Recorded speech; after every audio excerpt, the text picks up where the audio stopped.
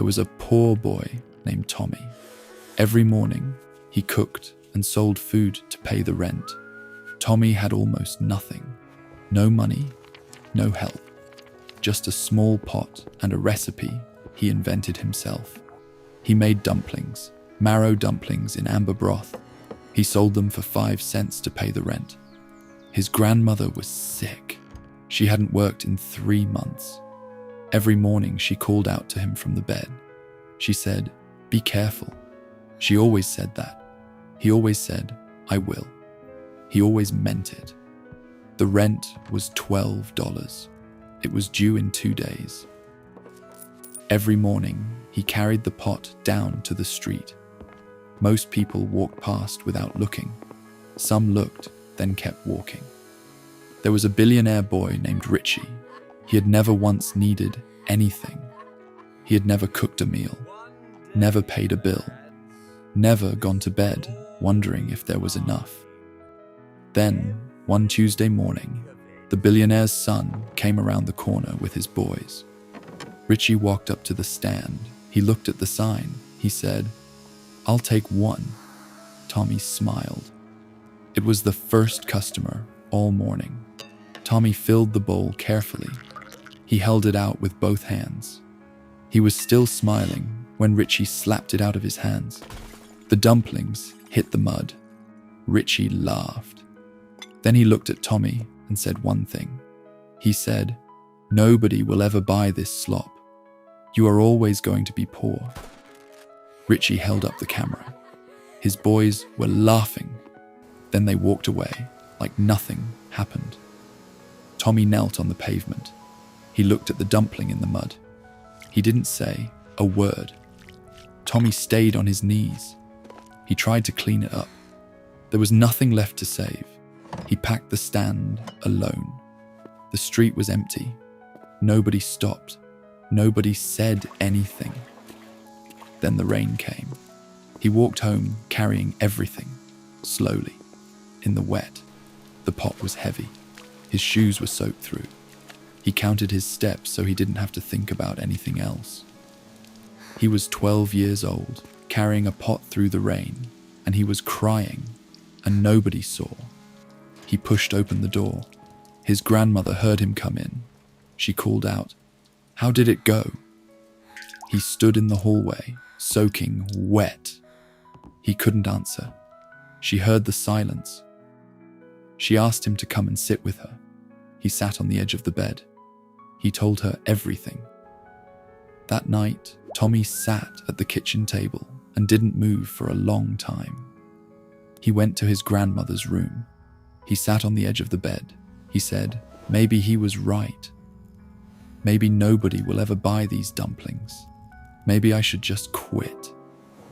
His grandmother went quiet. Then she sat up. She looked at him straight. She said, I have eaten food my whole life. Your dumplings are the best thing I have ever tasted. She said, that boy has never been hungry a day in his life. What does he know about food? You are going to try one more time, and this time you are going to make it perfect. He had almost no ingredients left, just enough for one final batch. He cooked through the entire night. Every last thing he had went into that pot. He tasted it once. Then he closed his eyes.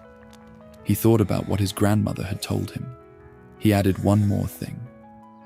By morning, the kitchen smelled like nothing it had ever smelled like before.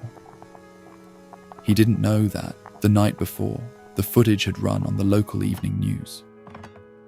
The next morning, Tommy set up the stand. He thought it would be his last day. Then an older man with a notepad walked past. He stopped. He turned around. The man stood on the pavement. His eyes closed. He breathed in deep. He walked over. He said, I'll take one. Tommy couldn't believe it. One person. The man tasted it. His hand went still. His eyes closed again. He didn't speak. Without a word, he walked to the curb and sat down on the pavement. He finished every drop, set the bowl down, and walked away without saying anything. Tommy stood there, confused. One person. Maybe it was just luck. Then another person came. Then another. By noon, 12 people were at the stand. He didn't have enough bowls. He ran inside and came back with cups. People didn't care. They drank it like broth. A woman said, "Those dumplings looked incredible. Don't listen to those boys." Tommy froze. What video? He didn't understand, but people kept coming. Then a man in a suit arrived. He had a clipboard. He wasn't there to eat. He said, "You don't have a permit. You need to shut this down, right now." The crowd went quiet. Tommy looked at the man. He looked at the queue. He started packing up. Then a woman in the queue said, "No." She didn't move. Nobody moved. The man in the suit said, "This is illegal. You all need to leave." The crowd stayed put. Someone said, "Call the police then." Someone else said, "Call the papers." A reporter showed up, then another. The man in the suit walked away. Tommy kept cooking. That night, the story ran again. Billionaire tries to shut down boys' stand. Crowd refuses to leave. The next morning, the queue went around the block, both ways. The tin coin box filled up. Then it overflowed. By Thursday evening, he counted the coins. He had $19. He counted it twice.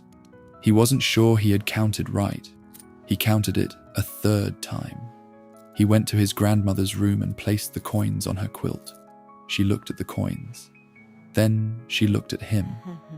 People went home and told their neighbors. Their neighbors told their friends. The story ran in 5 papers, then 30, then 100. By autumn, there was a proper sign. There was a proper counter. By the following summer, people came from the next town over. Then a reporter from the Cincinnati paper came to write a story. 2 years later, he opened a restaurant in the same building. He hired 3 people from the neighborhood. One of them had walked past his stand the very first morning and said nothing. Tommy hired him anyway. Every night, every table was full. Every bowl was the same dumplings. In the kitchen, Tommy moved the way his grandmother had taught him. In 1956, Life magazine put Tommy Briggs on its cover. He was 22 years old in the photograph. He was holding a bowl with both hands, just like always. His grandmother was well now. She sat at the corner table every night. People sometimes asked if she wanted a different table, somewhere quieter. She always said no. She liked to watch. He never forgot what the tall boy had said to him. On a Tuesday evening in 1957, a familiar face joined the queue. He waited in the queue like everyone else, 30 minutes. While he waited, he read the framed review on the wall. He reached the front of the queue.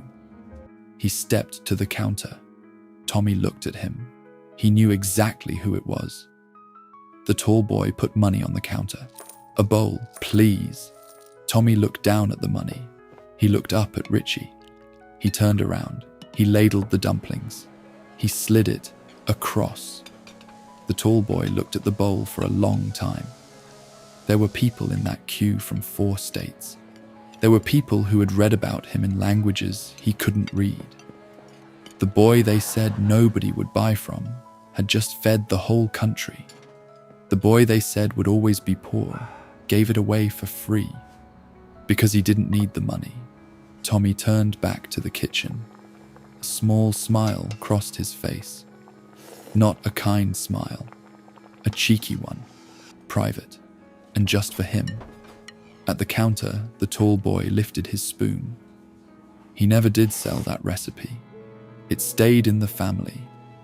Somewhere, there is still a boy with a small pot and a recipe he invented himself, and he is just getting started.